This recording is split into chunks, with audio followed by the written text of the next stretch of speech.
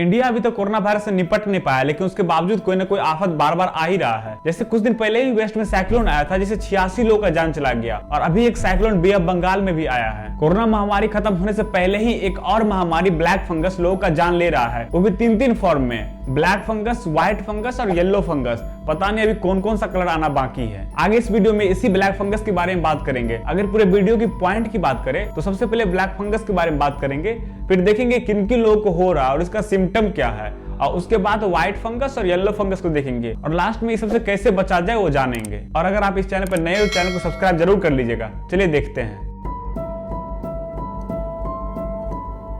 Black fungus को जानने से पहले ये जान लेते हैं कि फंगस क्या होता है। फंगस प्लांट की तरह ही होता है, लेकिन बहुत ही छोटा होता है और इसमें फ्लावर और लीव्स नहीं होता। और अभी तो इसको प्लांट ग्रुप से हटा दिया गया, इसका एक अपना ग्रुप बना दिया गया, पूरा किंगडम इसका है। और फंगस पूरा धरती में फैला हुआ है, ये हर एक जगह है। इसमें से कुछ हमारे लिए इसेंशियल है और कुछ डिजीज कॉज करता है। अगर यूजफुल फंगस की बात करें तो सबसे पहला है मशरूम, जिसे लोग खाते भी है, और दूसरा है ईस्ट।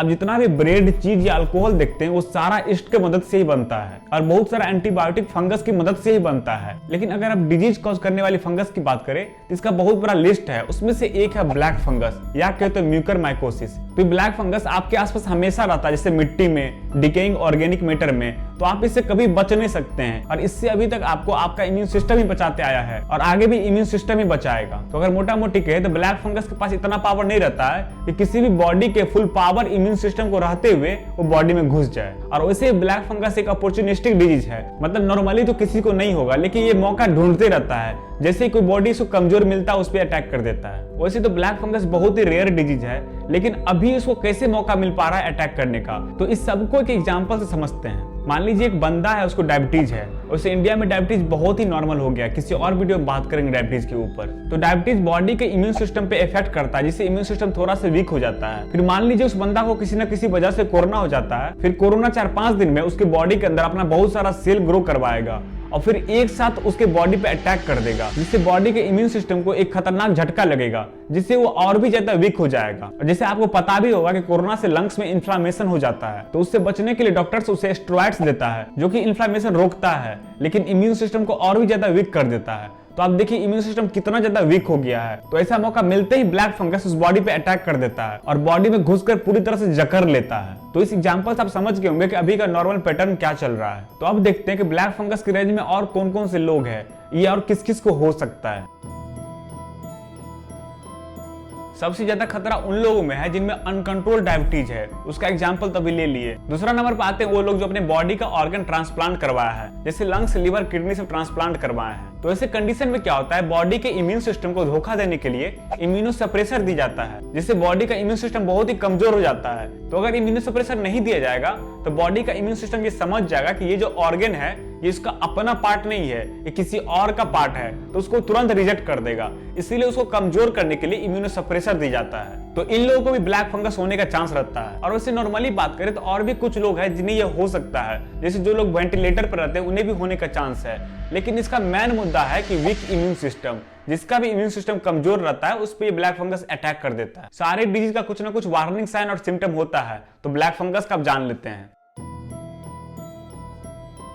बॉडी में वार्निंग साइन आते ही अगर कोई डॉक्टर के पास जाता है तो उसका बॉडी पार्ट सही सलामत बच जाएगा, लेकिन उसमें लेट करते ही बहुत ज्यादा प्रॉब्लम बढ़ जाता है। अगर ब्लैक फंगस का स्टार्टिंग सिम्टम की बात करें तो नाक और आंख के चारों तरफ रेडनेस हो जाएगा और पेन करने लगेगा, और इसके साथ साथ फीवर, कफिंग और हेडेक हो सकता है। और इस सब के बाद ब्लड वॉमिटिंग, सांस लेने में प्रॉब्लम, ये सब भी हो सकता है। तो ये सब बॉडी द्वारा भेजा गया वार्निंग साइन है। अगर यहाँ पे भी कोई डॉक्टर के पास चल जाएगा तो उसका बॉडी पार्ट बचने का चांस रहता है, लेकिन डॉक्टर के पास जाने की जगह लोग यहाँ पे गूगल पे सर्च करने लगते हैं, जिससे बहुत ज्यादा लेट हो जाता है। फिर उसके बाद आता है मेन सिम्टम इसका, जैसे साइनसाइटिस।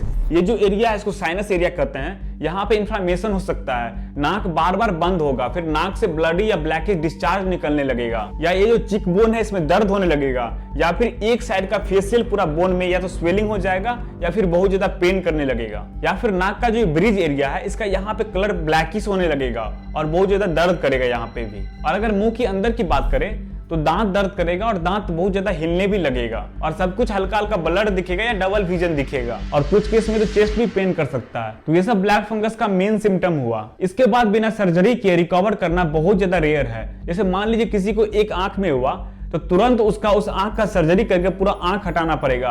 अगर वो नहीं करता है तो जल्दी वो दोनों आंख में हो जाएगा, फिर उसे लास्ट में दोनों आंख को हटाना ही पड़ेगा और कोई ऑप्शन ही नहीं बचेगा उसके पास। इसीलिए बहुत ज्यादा डेंजरस है, क्योंकि इसमें बॉडी पार्ट काट के हटाना पड़ता है। तो यहाँ तक तो ब्लैक फंगस के बारे में देखिए, अब बात करते हैं व्हाइट फंगस के बारे में।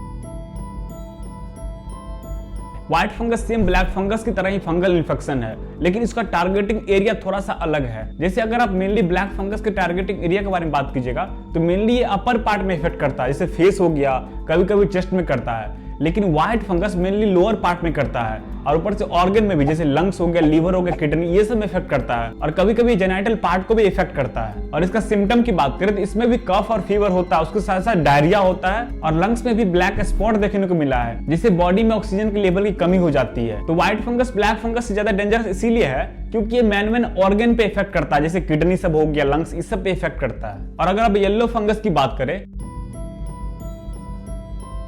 तो अभी अभी यूपी गाजियाबाद में एक नया केस देखने को मिला है जिस फंगस को येलो फंगस नाम दिया गया, जिसे ब्लैक और व्हाइट फंगस दोनों से ज्यादा डेंजरस माना जाता है, क्योंकि एक्सट्रीम सिचुएशन में ये ऑर्गन फेलियर ही कर देता है। और अगर येलो फंगस के सिम्टम की बात करें तो ये दोनों फंगस से थोड़ा सा अलग है। इसमें बहुत ज्यादा थकान महसूस होता है और खाना खाने का हल्का ही मन नहीं करता है, जिससे बॉडी का वेट लॉस बहुत जल्दी होने लगता है। तो यहाँ तक तो तीनों फंगस के बारे में जान लिए, अब जानते हैं कि इस सब से कैसे अपने आप को बचाया जाए। अभी तक पूरा देश में 10,000 के आसपास ब्लैक फंगस का केस आ चुका है और उससे 250 लोगों का मौत भी हो चुका है और अभी तक 14 राज्य इसे एपिडेमिक घोषित कर दिया है। तो अगर इससे बचने के बारे में बात करें तो बहुत ज्यादा सिंपल है। अगर आप नॉर्मल घर पे रहते हैं तो अपने पूरा सराउंडिंग को साफ रखिए, कम से कम डस्ट फ्री तो होना ही चाहिए, और घर के अंदर कोई भी सड़ा गला हुआ चीज नहीं रखिए जिससे फंगस ग्रो ही न कर पाए। और यहाँ तक देखने के बाद आपको समझ में आ ही गया होगा कि पूरा ये फंगल इन्फेक्शन इम्यून सिस्टम के कमजोर होने की वजह से होता है। इसीलिए आप हेल्दी डाइट लीजिए और अपने इम्यून सिस्टम को मजबूत रखिए।